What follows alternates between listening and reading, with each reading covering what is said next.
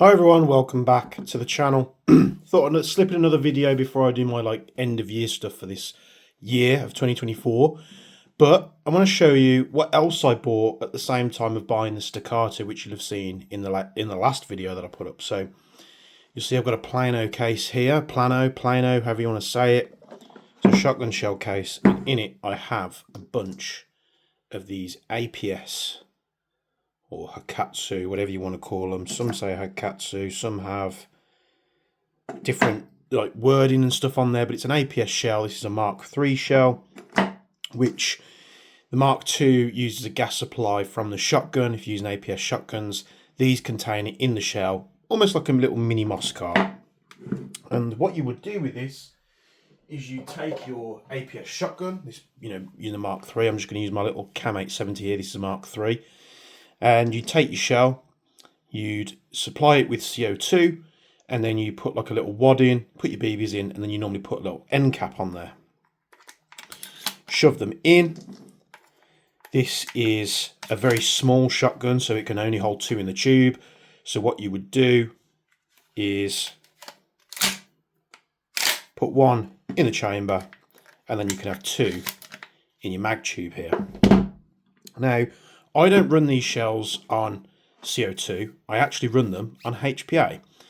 And to get the same sort of power compared to CO2, because CO2, it's usually kept in liquid form, it expands, got a much bigger expansion rate than HPA. On your normal HPA regulators, so you go buy a HPA bottle for your airsoft stuff, it'll be took down from either 3,000 or 4,500 psi if you're using a carbon tank, and it basically regulates the pressure down usually to about 800 psi.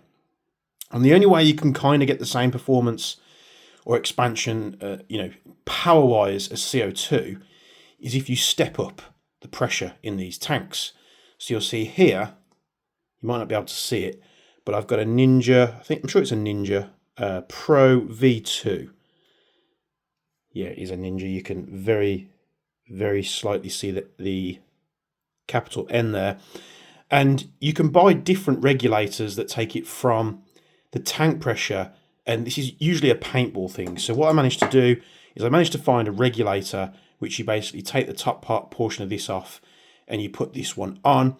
And that, instead of stepping it down to 800 psi, this one steps it from 4,500 or whatever you've got in your tank down to 1,200 psi, and these make these shells a lot better suited to HPA. And I've been messing around with this stuff for a while, and the plus side to running HPA is the bang you get off this. So we're going to demonstrate for you now what this thing sounds like. Hopefully the shells are not leaking or anything like that. So we've got the first round.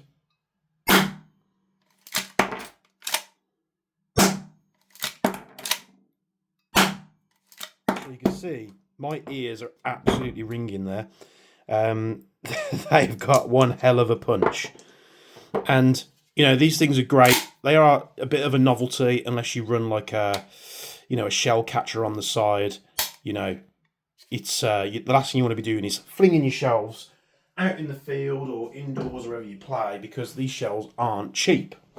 So a while ago, it might have been a couple of years ago now, I'm not too sure, I can't quite remember, I managed to pick up one of these. Now this is the FCW Striker 12. And this was, I think it was either a gel blaster or something like that. It wasn't meant for airsoft, and then companies over in Hong Kong and Asia figured that what you could actually do was get it so that it would fit APS shells. And the way this system works on the FCW is you wind it up. And you want to wind it up before you load it, and I'll show you why. You put the shotgun on safe, and what that means is it will rotate the drum, but it won't actually push far enough to fire the shell. So you'd put your shell in, rotate the drum, put your other shell in, rotate the drum, and basically what you can do is it makes a very much faster way of loading these shells, because you don't want to be doing the shell and then winding it like this. It doesn't, in my experience, it doesn't really work. So what I'm going to do, I'm going to leave it on safe because I'm only going to put 5 in here. I'm I'm going to rotate it round so we get that one there, and I'm going to go a couple back. So I think I might have not been unsafe there. Was I unsafe? No, I wasn't unsafe. So when you're unsafe, you can rotate the drum without pressing the trigger. Now it is like a dual stage trigger pull where, you know, with the safety off, it just allows the bar to travel to hit the shells. So what that will enable you to do then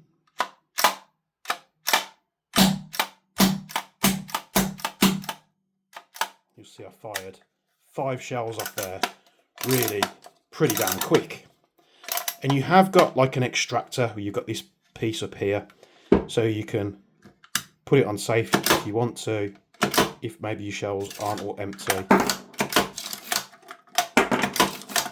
You'd normally do this with it slightly tilted over the other direction, but I'm trying to show you what's happening here. And this was a far faster way of loading it and unloading it compared to what I'd seen other people doing on the internet. And you can literally fire these as quick as you want. And usually on the spring you'll get a couple of rotations out of it. I think if you're ready to fire it, you're better winding it all the way up because it's got the snappiness of loading each shell in. Now the original FCW Striker 12s came with a plastic barrel. So if I take this piece off here, it might be on, no it's not mine, I've got the whole thing. We can take the handguard off and we have a barrel in here. So the gel blaster version of it, or whatever it was, they originally came with like orange plastic as well. But you could buy it, I think I bought this from Octagon Airsoft, and you could buy it where they supplied it with an aluminium barrel instead of the translucent red plastic one, which is around here somewhere. Now, I did take this to a weekend game a couple of years ago, and I didn't take all the APS shotgun stuff to run it, you know, as you know, to run it as a proper platform on that weekend. I was just messing around with shells because at the time I was still very new to it, and I wanted to see what the performance was in an environment where I could, you know, really push it to its limits. So if I had any downtime in the safe zone, well, there wasn't a safe zone at this weekend game, but if we were in the fob and we weren't tasked with anything and I was just messing around, perhaps I was having some lunch, I was just messing around with these and having some fun basically, and the performance out of them was actually really, really good. But the problem with this FCW Striker 12 is those aluminium barrels aren't quite machined properly. And what that means is I think there's a gap between the drum, which is the orange thing you see in here. There's basically a gap somewhere between the drum and the barrel. So the barrel needs machining down so it can go in a little bit further to bridge that gap. Because what I was getting, I think the correct term is like squibs. So the shell fires, and the first few shells I ran through this were absolutely fine, but the shell fired and the wad, I was using these easy wad things, which is like an umbrella shape as you close it in. And what was happening was there was pressure loss between the drum and the barrel, and they were getting stuck. And I managed to fire, I think, 2 before I realised, oh, there's a problem, nothing's coming out. So there was a problem with it. So since then, I haven't used it. It's sat in the garage for a period of time. All these metal parts are steel, so they've got a little bit, they're starting to maybe, not rust, but you won't want to leave it much longer out in the cold and the damp. But this is a really cool little thing, and it's very comfortable to use as well. And of course, you've got that overfolding stock. So, to my point of the video, when I ordered the Staccato, I saw that the one that APS officially released was on the store as well. Now you might have to bear with me unboxing this because it is a ridiculously big box. So we open this up here and you'll see I've got another Striker 12, and this one perhaps doesn't look as good as the FCW. I don't know why they went for this colour. Maybe it's a bit more realistic compared to the real Striker Street Sweeper 12, whatever they called it. So maybe they did it for that purpose. I'm not a huge fan of the glossy metal finish, But what I will say is the quality of the metal used is better. And you'd be thinking, well, you've already got one Striker 12, why have you gone and ordered another one? But there's method in the madness. Because my idea was, this wasn't, you know, particularly expensive for what it is. My idea was, I'll order the APS one, find out the barrel specs I need to get it to match up, because they must have loosely based it off the other one. And maybe it'll give me sort of an indication, this one is a lot heavier, as to what modification I need to do to the barrel on the FCW one to get it to work. Or it might just be a case of this one works so well that the FCW one will be a wall hanger and maybe this one will be used. So you can tell in certain aspects, like the winder, it does feel like it's better quality. The metals feel like they're better quality. But what I will say is, where on the FCW one we could put it in safe and rotate the drum, we can't do that on the APS one.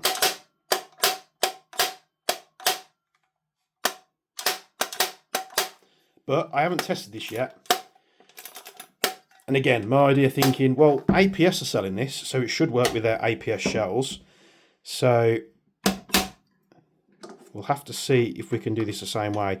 Maybe I do, you know, only a tiny trigger press. I'll load 5 in.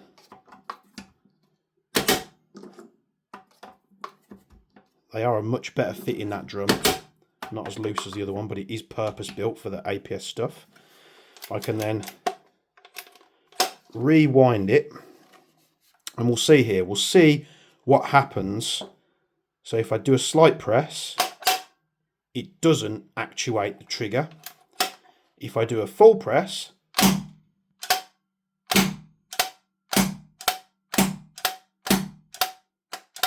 so you can still do the loading technique. You're just going to have to be careful that you're not pulling the trigger too far. So again, we can unload it, and what you'll see here, which is quite an interesting thing, is as I use the ejector, it resets the valves. So you'll see all these on the other one, they're not reset, which they can be a bit of a pain sometimes to push back in. That one wasn't too bad. If the O-rings are a bit stiff, sometimes you can struggle to reset them. So they do unload nicely. It would have been a nice feature that maybe it would have reset.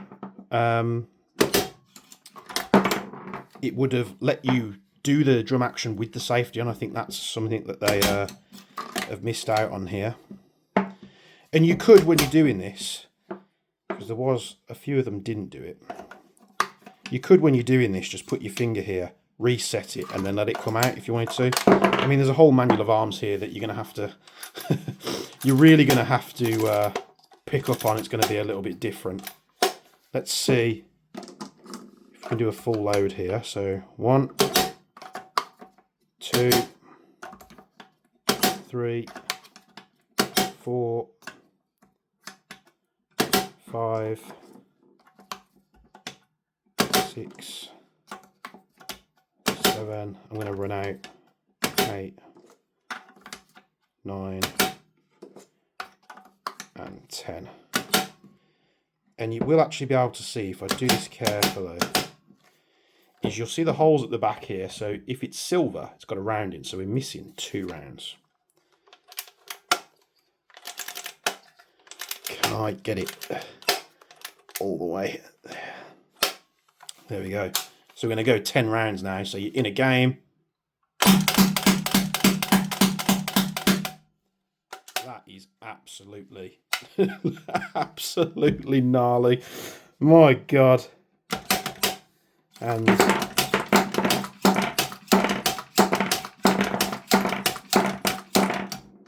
now, it's not too bad to unload it. You're going to have to do it in an area where you don't mind dumping your shells out.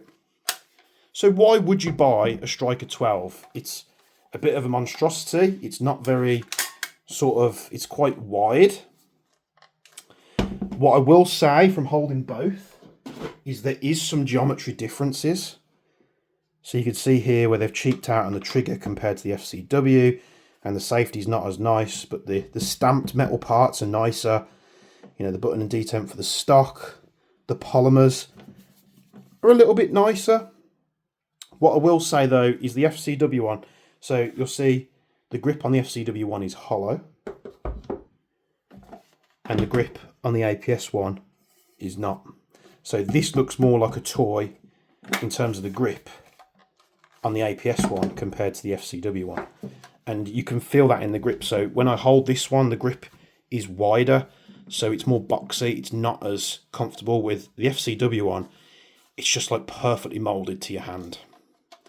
But you know, this probably cost me 3 times the price of what this one cost, because trying to find one at the time, no one had them in stock. Getting one with the aluminium barrel, I think it came with 12 APS shells, and then getting it over from I think it was Hong Kong or somewhere I got it from. But why would you run this? Why would you run this monstrosity? And the thing is, and I think I said this before with the FCW Striker, this is the perfect platform to run APS shotgun shells. And they do a Mark II version of this. I wouldn't recommend running the Mark II version, because if you've ever seen anyone running Mark II APS shotguns on YouTube, I think Red Wolf recently did a video, or maybe it's been a while ago, they did a review of this Striker 12 from APS with the Mark II, and the range was just abysmal. Like, honestly, you could throw the BBs further.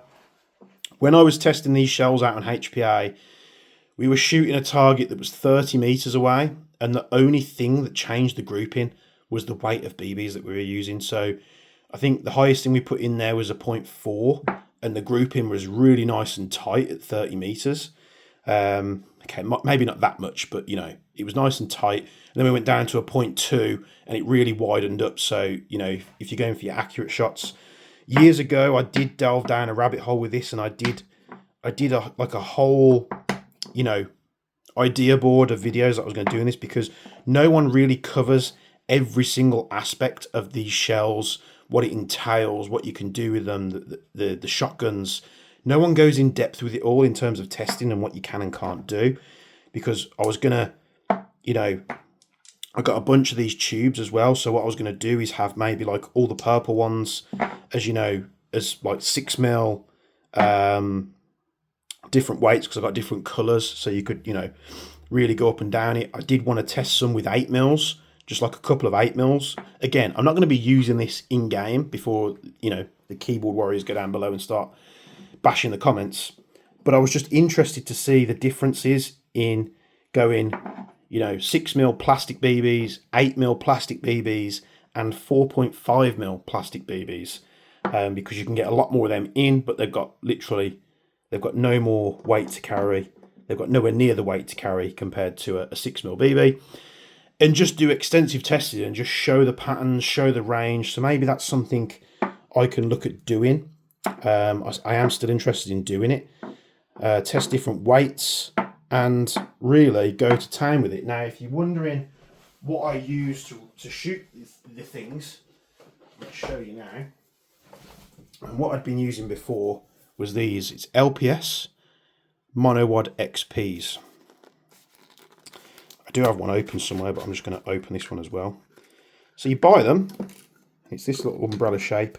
I found these for the older, you know, versions of the shells, because these are the X-Power ones.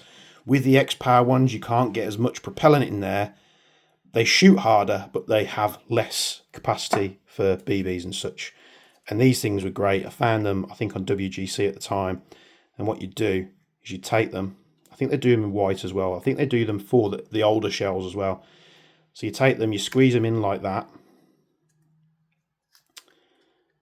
And press it in, and then you just fill the BBs in there.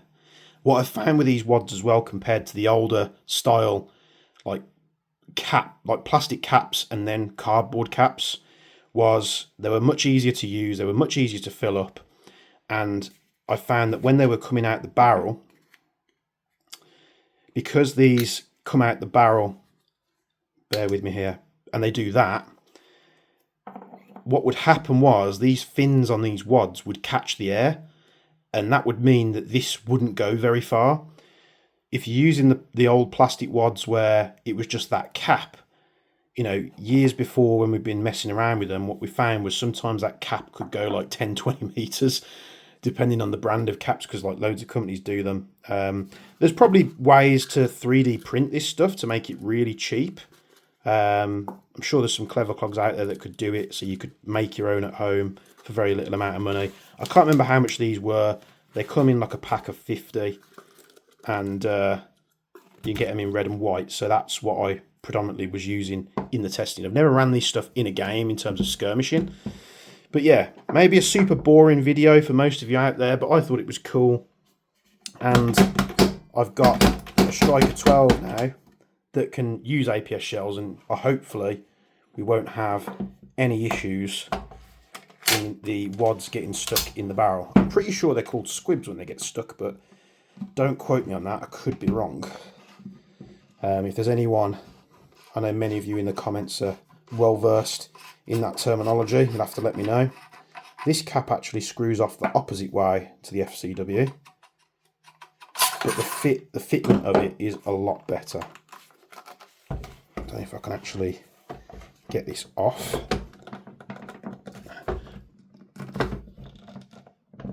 Probably not. I'm not going to force it. It might be thread locked. So yeah, let me know what you guys think. If anything, I've shown a new replica off, because this was, and I think APS would have been stupid not to go down the route of creating this replica, because the FCWs were so sought after when these came out. I remember looking in like the CAM870 groups, and people were going nuts for them. So there you go. APS Striker 12 Mark III.